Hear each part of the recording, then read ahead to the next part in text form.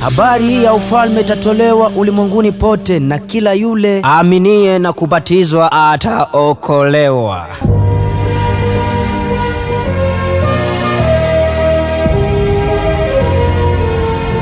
Ndiyo maana wamama wa Kisabato pa kanisa la Sinai SDA wamekuandalia mikutano mikubwa ya Injili kupitia Biblia, kuokoa ndoa, kutunza vizuri afya yako. Na huu ujumbe umeletwa kwenu na wamama wa Mifeme. Na wahubiri tunao kwenye ndoa, tuna mama yetu mzazi Kavuo Kamate kutoka pa kanisa la Moria. Afya, tuna mama yetu Chance Mboneza kutoka kwenye kanisa la Moria. Konferasie Rebeka Kavuo kutoka kwenye kanisa la Moria. Maswali na majibu tumupate mama Micheline Silusawa pa kanisa la Sinai. Makwaya zimeandaliwa, makwaya uzipendazo zimeandaliwa, kama vile Sauti ya Unabii, Habari Njema, New Voice, Holy Crown. Karibu sana kwetu Sinai SDA upate wokovu. Haleluya, karibu.